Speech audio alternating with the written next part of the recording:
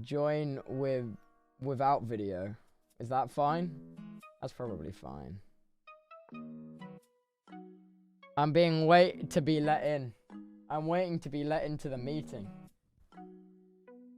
Oh man. Man, oh man. Damn it.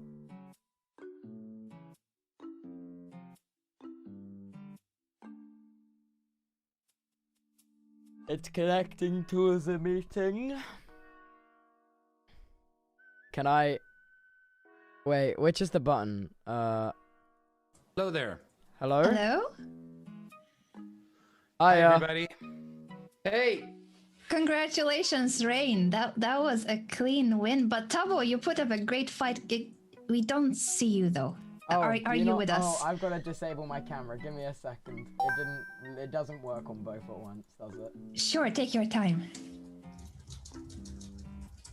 There we go. Oh, there you are. There you are. Hey, Tubbo, nice to meet you. Hey! Oh man, you are too good at chess. Oh, man.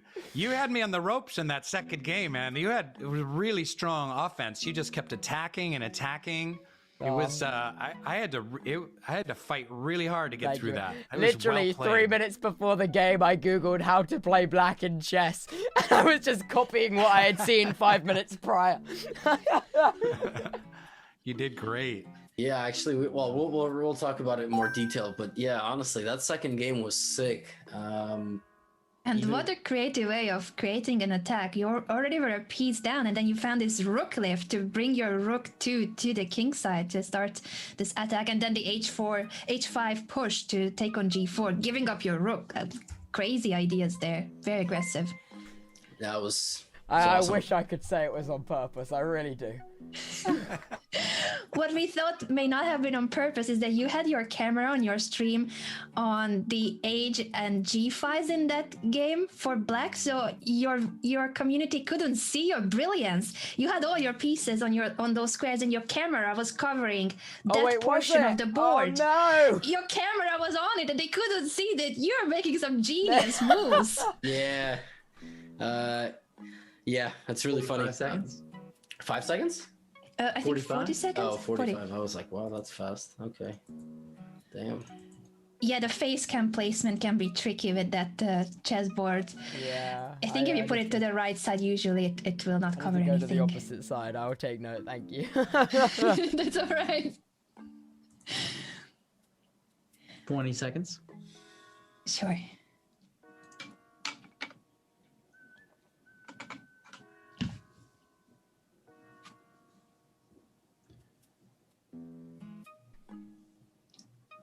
All right, here we go.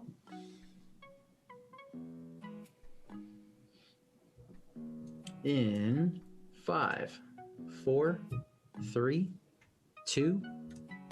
Welcome back, everyone, to our final interview of the day. We're joined now by Rainn Wilson, as well as Tubbo. Rainn, you were telling Tubbo right before we went live, you felt under pressure in that second game. You felt he was... He had me on the ropes in that second game. I mean, I was a pawn or two up, but he played so aggressive, and he just kept coming and just bringing pieces, and I was really like nervous. I was he was throwing the kitchen sink at my king side there, and it was nerve-wracking. It was really, I knew I was up, from a piece perspective, but he had a lot of great lines on my king, and I had to scramble a lot. He was well played. He's got such a natural aggressive chess instinct. He's a killer. Thank you. Well, I'm gonna go a step further. Anna, you and I spoke. Obviously, you guys can't hear us during the commentary. This is what I was gonna say. I know Rainn won the match. Tubbo, that was the best attacking plan I've seen in this tournament. So, what you need to do is stop Googling openings 2 minutes before your game. I was just clicking the next arrow as fast as possible, trying to memorize as many as I could. I'm not even kidding. Like, you maneuvered your rook 4 times. When you played h5, I honestly thought you were gonna complete the comeback. And Rainn, you just defended perfectly. You avoided all checks. I mean, you hid your king. And at this point, did you feel like you were out of danger?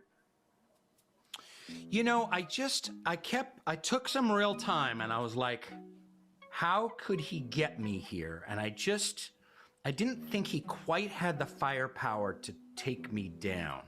And so I really would have loved to have taken my rook over to, what is that, A8? Is that, I'm not very good with the numbers. No, H1, sorry. This way. Yes. Yeah. Yes, yes. So I could have just gotten that line, you know. Yeah, I just kept looking at it and I'm like, you know, there's so many traps in here. Am I going to get stuck? Is he going to pin my king and queen, you know, with his rook? But I thought I could play my way out of it if I was kind of slow and steady wins the race. Like, just, I would love to have gotten a rook in there. And I knew if he moved that bishop that I would get his queen, and I was hoping for that. It was the blunder. It was the blunder. Oh, we thought you were still being brilliant, right, Anna, when you played C5. We just thought the brilliance was going because you just activated your rook, and here we were like, just move your rook and be slower about it, and... Yeah. Exactly. We were predicting that you push the pawn so that now your other rook can do the same, and you're gonna try to maneuver it towards the king side and toward Rainn's king on g1. Especially if you place it on the c7 square, rook to c6 and rook to f6. It takes a while, but it's a plan with which you could try to add yet another attacking piece to the king side. But rook e5, rook h5, then that was... rook h4 and pawn to h5. It was a brilliant idea from a difficult position because you were already a piece down. So you should really trust yourself a lot more when it comes to chess, because you see some genius ideas. Even if you have just Googling how to play with the black pieces, you're a natural. Yeah. Thank you. Yeah. I mean, that was like, honestly, I was sitting here like, when is this gonna stop? Like, at some point he's got to do something like crazy, and then you were just very methodical. You were like, no, I'm gonna keep on building. And obviously credit to your opponent too, who just like held in there, like, and didn't lose his cool. So for upcoming matchups, Rainn, you're taking on maybe the other kind of big dog in the group, and that's Logic. Have you visualized how that's gonna go? You're gonna assert dominance there, win the group. How are we feeling? Well, I'm certainly gonna try and win the group. But yeah, I haven't seen Logic's games. I understand he's pretty good and a super solid player, and this is really nerve-wracking, this whole experience. Like, I was talking to a friend about it. It's like, even when I go on like chess.com and I'm just like playing a stranger, like sometimes I get like that kind of adrenaline of like, oh shoot, I could screw up. But then like tens of thousands of people are watching you, like they're watching and then you make a dumb move and you're like, wow, 67,000 people watched me do that dumb move, and I could have taken that piece right there, and so it really messes with you. But I hear Logic's great, and I'm gonna have to look at some of his games, and hopefully if Danny's available to give me some coaching in the next day or two, get honed up. Speaking of Tubbo coaching, sorry, Rainn, I was cutting you there. I was just gonna bring up the first game because we were gonna give you a tip about this setup that you play with the black pieces. You played this against Magnus Carlsen too a few years ago, and there's a similar pattern about the f7 pawn. Levi, if you can show that moment. Oh, yeah, This is for Tubbo as well to take advantage of it next time. I've got Tubbo's old game up against Sapnap. Shout out to Sapnap for being a good training buddy. You were practicing for today's match with Sap. We were watching the match. Yeah, there's this trick, and it was going throughout the opening, but putting this bishop on g4 early to pin the knight. Tubbo, you had a tactic. Bishop takes f7 check, and this is just I one of saw those that, things. and the thing told me that was a good move, but I thought, I'd just lose my bishop. So that's actually a good point, like to you, all your viewers as well. The computer will tell you things, so you got to challenge it, right? So you go, okay, and then you look for another check, and you go, oh, now my queen can't be taken because it's check. And then I win the bishop, and that trick is... Oh, wow. Before How come Danny never told me about that? He never warned me about that one. Wait, oh my god, I think I did that. Literally a week ago. I think that was the thing I learned a week ago. Oh no.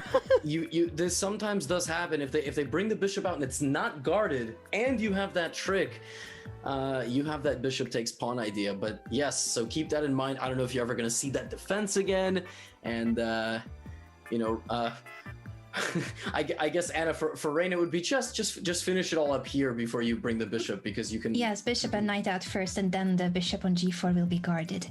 Yeah, because actually, logic starts with these 3 moves. This could have been a very useful lesson, because logic plays e4, knight f3, and bishop c4. So now we got. Well, I like to get the bishop out of the way because he's kind of. If I move, I'm so bad. If I move my king pawn up 1, I'm sorry, I don't know the square names. E6, Oh, you don't E6. want to block your bishop by pushing Yes. the pawn. Right, but that's how I like to get into that defense, so I kind of get the bishop out of the way so that I can do that and kind of like steal up a defense, you know? And then if I get pushed, then just take the knight and then be done with the bishop. That's kind of my thinking on it. Yeah, exactly. But you're right. That's a sneaky move. Yeah, with this combination, that's the one kind of drawback. There's always this bishop takes pawn. Now you can like prepare that in different ways, but probably knight out this way, then the bishop, then the pawn would be the best. But then you don't get your knight there. Yeah, so... I'd like to get my knight there. So maybe it's maybe I play the king pawn before the queen pawn. You can also the bishop's there. You can also you can actually play this setup with the pawn back like this, and then but then your bishop, Then the bishop is stuck. There's no perfect solution. I'd fianchetto it on the other side.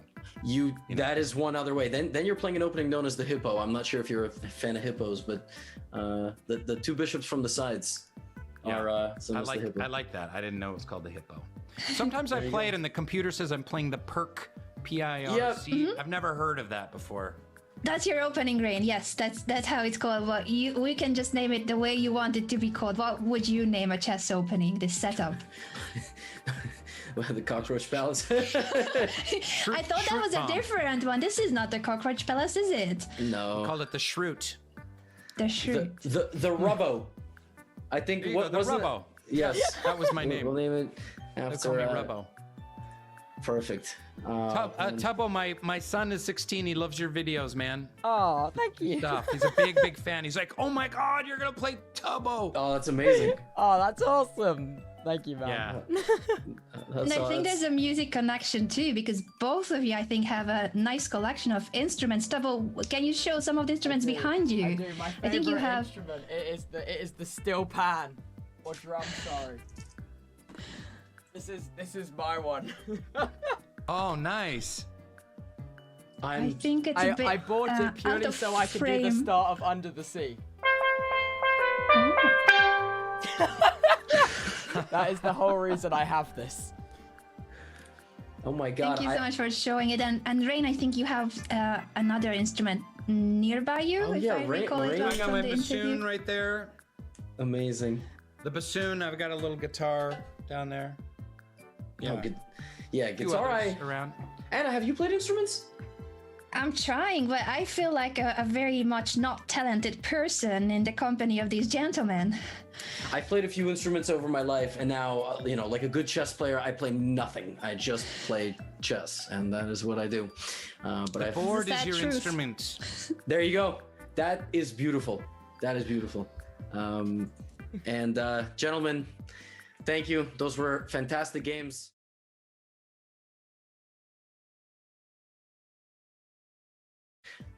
We go back to the drawing board. You both have matchups coming up, so we wish you all the best in those future matchups. And Tubbo, thanks for staying up late once again No to play some worries. chess.